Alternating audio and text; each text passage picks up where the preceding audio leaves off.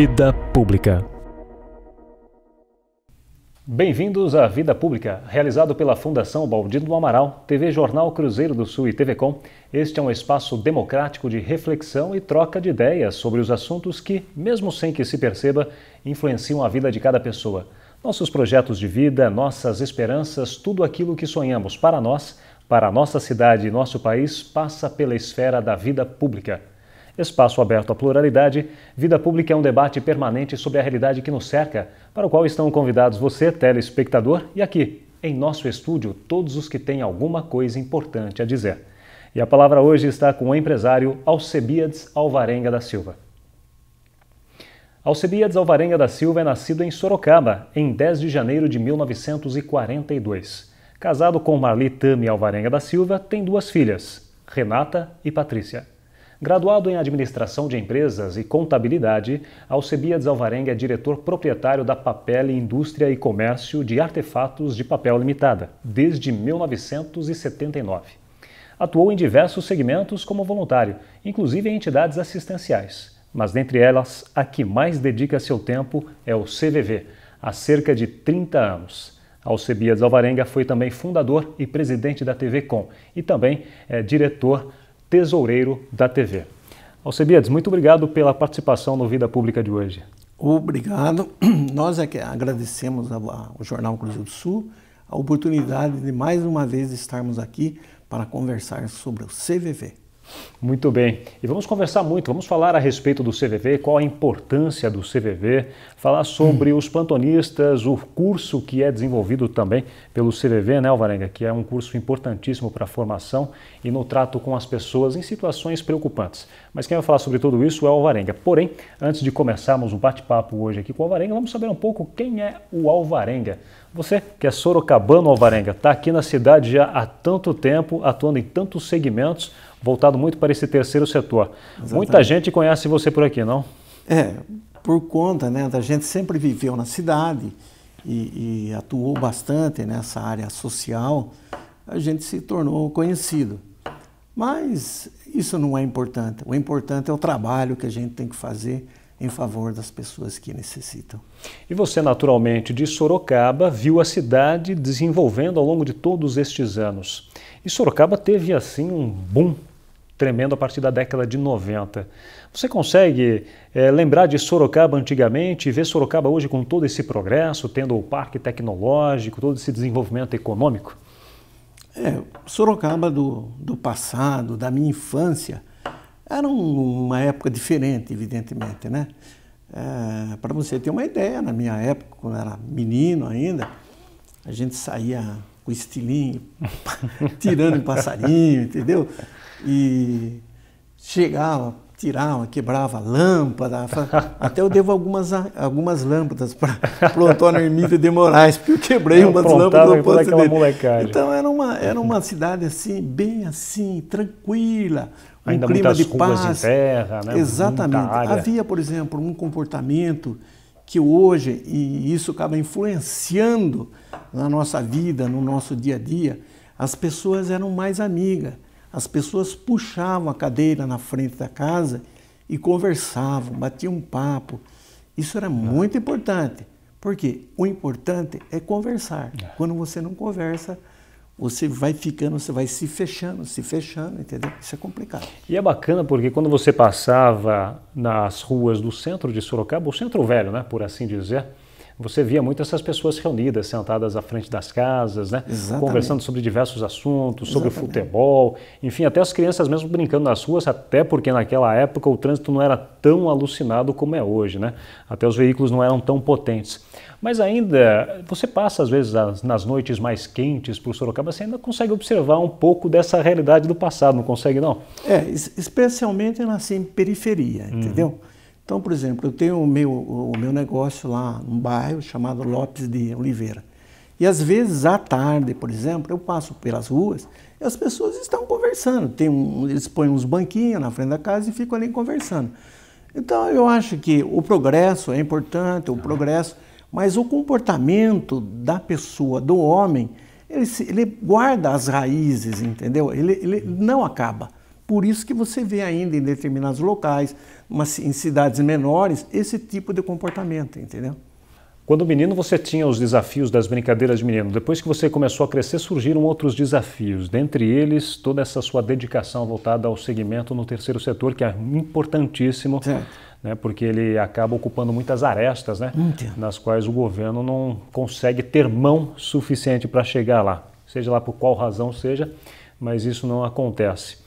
Você também foi aqui conselheiro, diretor do jornal da Fundação Baldo Amaral por 12 anos e foi fundador da TV Com. Exatamente. Como foi a chegada de uma TV comunitária aqui na cidade? Na época, quando a gente ficou sabendo que tinham sido destinados alguns canais, um para a Assembleia, outro para a Justiça e um para as TVs, você entende? E então a gente, olha, começamos brigando. Porque na época eu lembro que havia um grupo que estava interessado em assumir a TV, certo? Em nome das entidades e fazer uma espécie de uma assim, terceirização. E nós fomos lá e falamos, não, isso aqui é da cidade, é das nossas entidades. Então nós pegamos e juntamos todas as entidades, entendeu? Congregamos todas elas e reivindicamos. E criamos a primeira diretoria. E a partir dali foi uma dificuldade enorme, porque não tinha recurso nenhum, né? Então era comum, por exemplo, para você ter uma ideia, o cinegrafista nosso era um médico. E ele ajudava nós lá, o Wilson, entendeu? Tinha outro, nós íamos fazer futebol de campo, a gente não tinha o microfone lá embaixo. Então você pegava, descia o microfone pelo fio, o cara falava e depois puxava novamente para cima. Então, foram momentos difíceis, entendeu? Que a gente passou, mas hoje nós temos a nossa TV aí, prestando bom serviço à comunidade, noticiando coisas das nossas entidades. Eu acho que isso é muito importante. Você que está nesse meio já há bastante tempo, você acredita que o terceiro setor vem fazendo um excelente papel, um bom papel na sociedade? Eu acho que é imprescindível, entendeu? É imprescindível, porque as entidades... elas têm, porque infelizmente a estrutura organizacional do nosso país, o Brasil tudo é grande, tudo é macro, você entendeu? Quer dizer, você tem problema de saúde, é macro problema de saúde. Se tem problema de segurança, macro problema, porque o país é muito grande, uma população muito grande. Então quem que está próximo à população, quem que está junto às pessoas, são as entidades do terceiro setor, entendeu? Então, por exemplo, quem está junto à população de Sorocaba são as entidades de Sorocaba. Você pegar uma entidade distante, ele não vai estar próximo. Então, ele tem esse liame, essa capacidade de aproximar as pessoas necessitadas à solução dos seus problemas. De todas as entidades nas quais você atuou, a que você mais tempo está e até foi fundador é do Centro de Valorização da Vida. Como que foi criar um CVV, uma entidade, uma instituição voltada justamente para atender as necessidades e os anseios das pessoas? A fundação se deu através de uma pessoa que inclusive foi integrante do conselho aqui e diretor do Jornal Cruzeiro do Sul, chamado José Mário. José Mário, eu conversando com ele, nós éramos muito amigos, e ele disse que não sabe exatamente porquê, mas ele viu uma reportagem num jornal de São Paulo sobre o trabalho do CVV. Então, o que ele fez? Ele era uma pessoa muito assim, meticulosa. Ele pediu os estatutos do CVV, do programa CVV, pegou o programa da fundação e viu se havia compatibilidade. Ele viu que havia. Então ele procurou na época o presidente do CVV, do jornal, que era o Jorge Guilherme Seja, e falou para a diretoria, né? Olha, o que aqui eu gostaria de fazer esse serviço, não sei se vocês conhecem. Aí a diretoria falou para ele, olha, Zé Mário, enquanto nós não conhecemos o serviço, mas nós conhecemos você. Enquanto você estiver lá, eu garanto para você que a Fundação irá manter o CVV. E a Fundação manteve durante muitos anos, acredito que uns 15 anos mais ou menos, um posto de CVV em Sorocaba.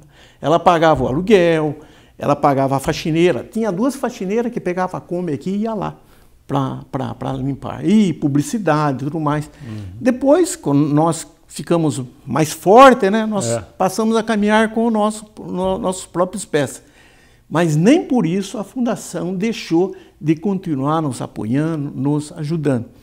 E nessa época, então, o José Amário, eu conhecia, né? Ele conhecia o meu irmão também.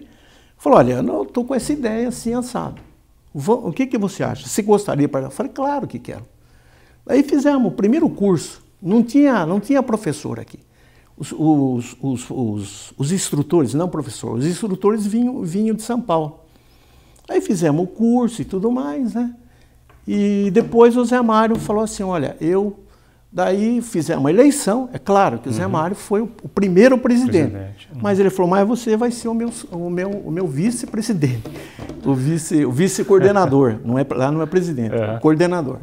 Daí o Zé Mário, por questões profissionais e tal, ele saiu e eu assumi o CVV, fiquei muitos anos coordenador do CVV. Como era atender as pessoas naquela ocasião? Lá era assim, era uma coisa nova, né? E às vezes havia muita curiosidade. Hoje ainda existe esse tipo de assim, curiosidade. A pessoa telefonava, às vezes ela não falava nada, a gente chamava de mudo, né? A pessoa ficava, você falava, você disponibilizava o serviço e tudo mais. Mas ela queria saber. Às vezes ela falava assim, olha, eu tô telefonando porque eu tenho uma amiga que está acontecendo isso com ela. Ela perdeu o marido e ela se sente muito sozinha e tal, mas era ela. Mas ela dizia, então o serviço, porque o CVV é um trabalho extremamente sigiloso. Tudo que a pessoa passa para nós fica restrito entre eu e a pessoa que me telefona, para que não haja quebra da confiança, né? Então o trabalho é sigiloso. Então as pessoas, no começo, né, faziam isso. Também havia uma assim, procura, mas não uma procura quanto tem hoje. Porque hoje, eu estava vendo hoje, aqui do ano passado, de 2013, de 2012 para 2013, houve um aumento de 30% de procura do serviço. Isso significa o quê? Significa o quê? Que nós estamos vivendo num mundo muito mais competitivo, num mundo em que as relações sociais são muito conflitantes. Então, existem conflitos de assim, geração entre pais e filhos, uma assim, competitividade quase que muito forte, entendeu? Quase selvagem na área do trabalho, na área dos interesses, entendeu? Tudo isso acabam criando dramas, entendeu? Problemas, angústia, ansiedade, depressão. E hoje as pessoas não têm com quem conversar. E conversar é o melhor remédio, entendeu? Então, você chega e fala para mim, Alvarenga, eu precisava conversar com você. Eu falo assim, olha, vamos fazer o seguinte, agora eu tenho que pagar uma duplicata no banco. Vamos fazer, à noite você me telefona em casa. Só que chega à noite eu já perdi o momento, eu precisava falar naquela hora. Porque eu já tentei falar com ele, com ela, com todos, e ninguém me atendeu. A minha esperança era você, que era o meu amigo. Então, nós temos que conversar. Conversar com nossos filhos, conversar com as nossas esposas, com os nossos amigos, entendeu? Até existe uma certa curiosidade, sempre fazem essa pergunta para mim, quem procura mais o CVV, o homem ou a mulher, né? Isso é uma pergunta de praxe, de praxe, né? E a gente Prometo que eu não vou perguntar para você. Então. Porque agora eu já antecipei essa pergunta. Mas daí, então, o que acontece? A mulher procura mais o homem, quando procura, ele é mais, a condição dele é pior do que o da mulher. Porque a mulher, ela tem um comportamento assim, mais assim aberto, entendeu? Ela, não é que elas falam muito, mas elas conversam bastante entre elas. Elas são abertas, mais abertas. São mais abertas, homem, exatamente, esse é o termo correto. E o homem não, ele é muito fechado. Então, quando ele telefona lá, ele está realmente no fundo do poço, entendeu?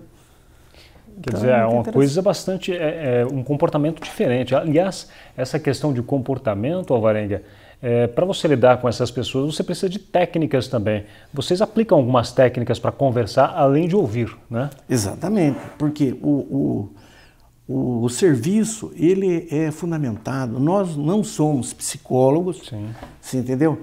Mas o serviço tem um fundamento psicológico. E ele é baseado em Carl Rogers, que é um grande psicoterapeuta. Então, a filosofia rogeriana, ela diz o seguinte, que toda pessoa, todo ser humano, desde que ouvida com atenção, com compreensão e respeito, é capaz de encontrar as suas próprias soluções. Então, nós acreditamos na capacidade da outra pessoa. Porque, senão, veja bem, se nós não damos conselhos, CVV não dá conselhos. Porque ele acredita na capacidade das pessoas. Porque quando você dá um conselho, você se põe naquela, né, na altura, fala, eu sou realmente superior, você não sabe nada, vou te dar um conselho, vou dizer como que você deve fazer.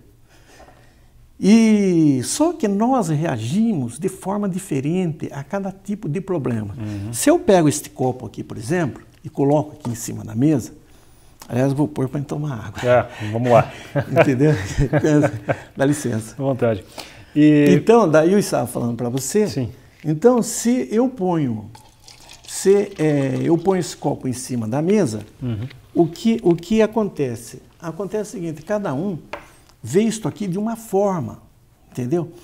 Então, você talvez veja como uma excelente oportunidade comercial. Eu talvez veja como um recipiente que eu posso tomar água. Então, o que eu penso não serve para você e você, porque nós sentimos e reagimos de acordo com o nosso jeito de ver as coisas.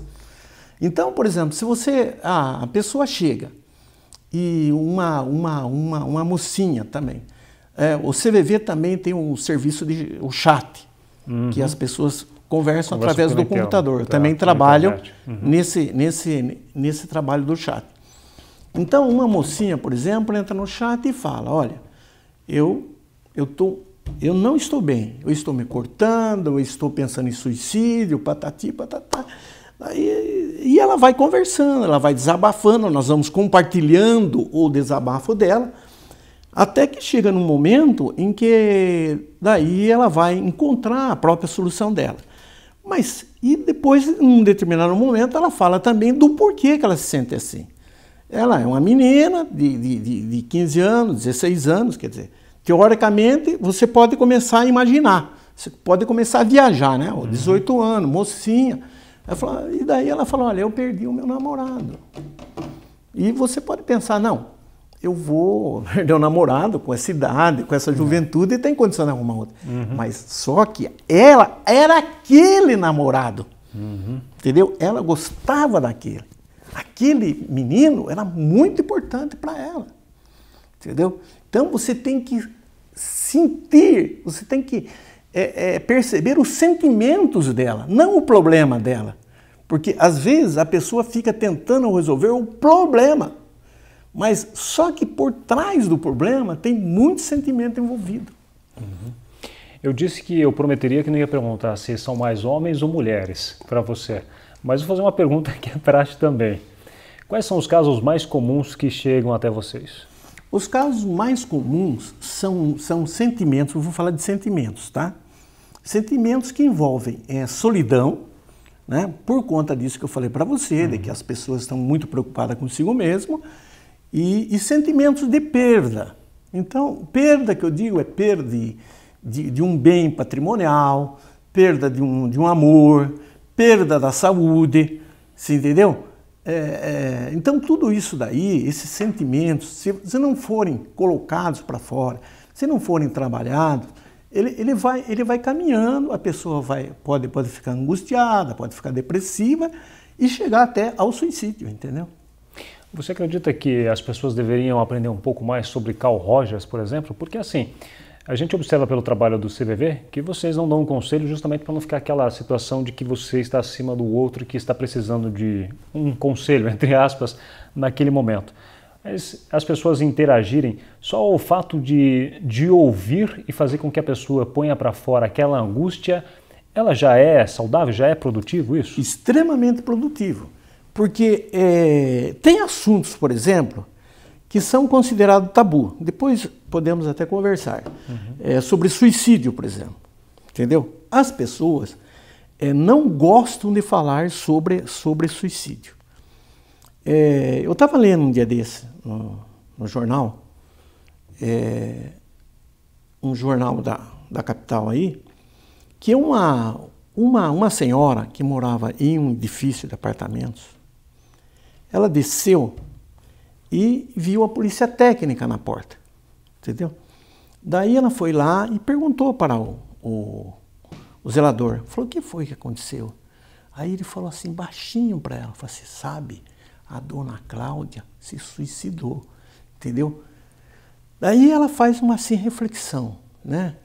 Que só ficaram sabendo que ela tinha se suicidado num prédio, morando mais de 300 pessoas, quando de manhã abriu-se a janela e viu ela estirado na laje do salão de festa.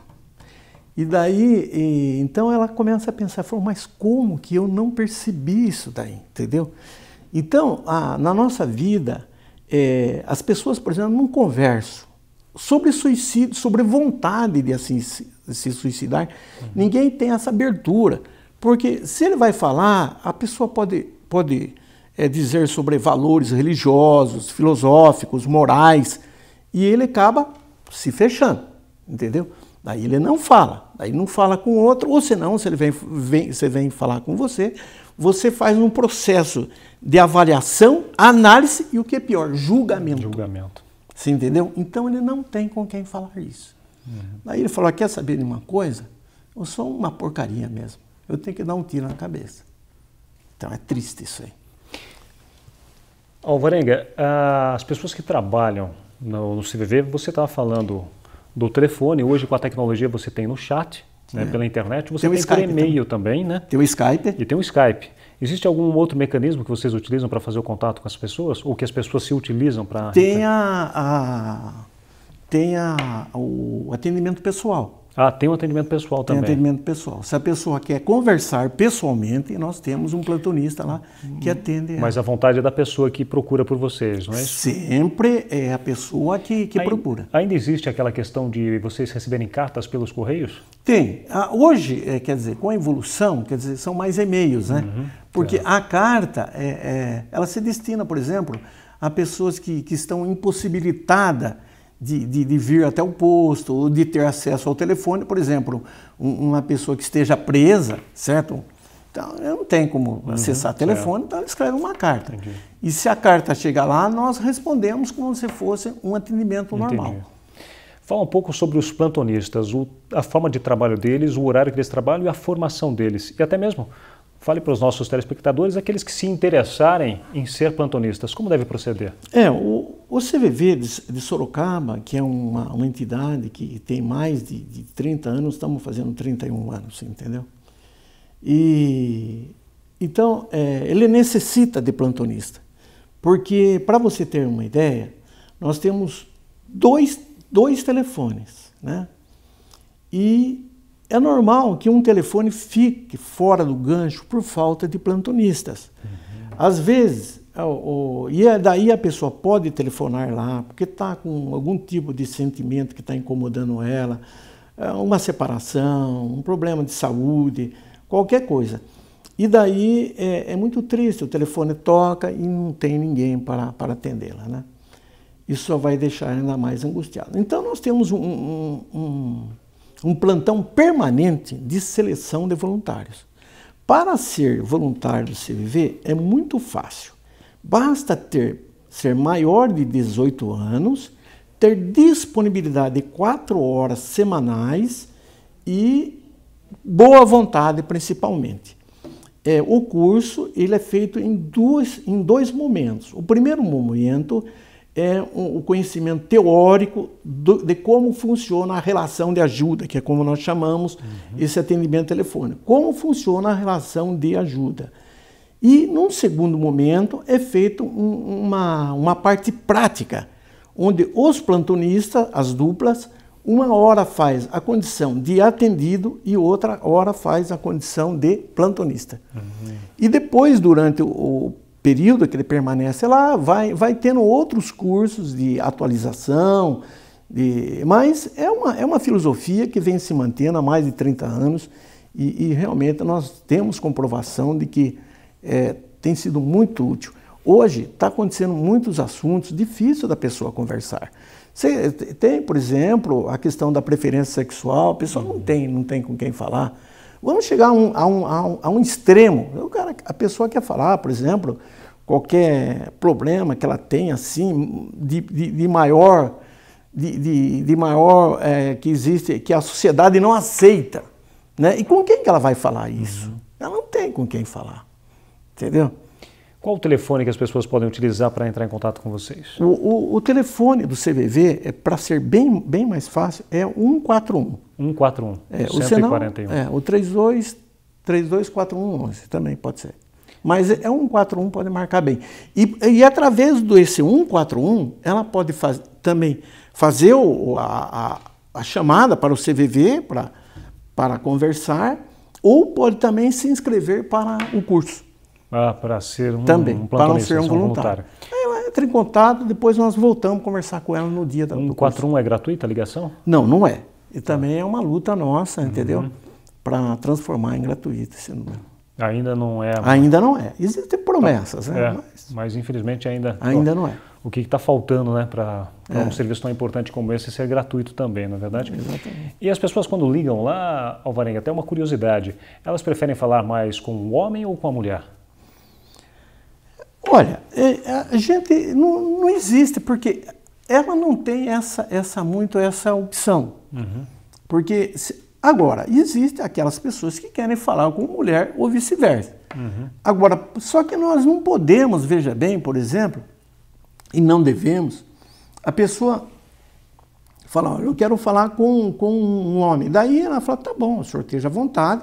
Daí ela liga novamente e daí um homem atende ela. O atendimento é 24 horas? 24 horas. De domingo a domingo? De domingo nós nunca fechamos, inclusive véspera de Natal, 1º de ano, Carnaval, são períodos críticos. Então, por exemplo, aumenta em cerca de 20% e 30%, por exemplo, nessas datas. Então, admitamos o seguinte, o Natal, né? Vou dar um exemplo, o Natal. Natal é uma festa maravilhosa, né? E por conta, veja bem, dos veículos de comunicação e tudo mais, é acentuado muito essa relação com uma data da família, onde as pessoas se encontram e tudo mais, e se abraçam, se beijam, trocam um presente. Agora, de repente, faz uma semana que eu perdi o meu pai ou a minha mãe, ou o meu filho, entendeu? Você acha que esse dia vai ser um dia alegre para mim? Dificilmente. Esse dia é um dia que eu vou perceber que todo mundo está comemorando e só eu estou aqui sozinho curtindo essa solidão. Aí o que eu faço? Telefono para o CVV. O e-mail qual é? O e-mail é cvv.org.br. Certo. E a forma do chat é só entrar no site também entra no site do CVV e daí automaticamente... Que é cvv.org.br também. Isso, exatamente. E hoje o CVV fica onde?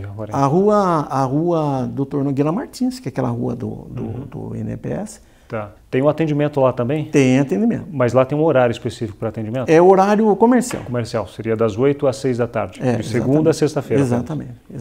Tá certo. Alvarenga, quero agradecer muito a sua participação na Vida Pública de hoje. Eu é que agradeço essa oportunidade de falar sobre o CVV. O CVV é uma organização que a nível nacional tem 50 anos, é reconhecida pelo Ministério de Saúde como a única entidade não governamental dedicada à prevenção ao suicídio. Então, eu agradeço à Fundação, agradeço ao Jornal Cruzeiro do Sul, à TV Com, enfim, a todos que contribuem e vêm contribuindo durante tantos anos na divulgação do trabalho do CVV. E parabéns pelo trabalho de vocês, viu? Muito obrigado. Eu que agradeço. O Vida Pública de hoje conversou com o empresário Alcebiades Alvarenga da Silva, que é fundador e coordenador de divulgação do CVV. O programa Vida Pública pode ser assistido no canal de vídeos do portal Cruzeiro do Sul em www.cruzeirodosul.inf.br, na TV Com, canal 7 da NET, TV Votorantim, canal 10 e TV Comunitária, canal 3 pela Supermídia. Agradecemos também a participação da nossa equipe de produção, o diretor de produção José Carlos Finês e o editor-geral Ednilson Jodar Lopes. O Vida Pública de hoje fica por aqui. Até o próximo.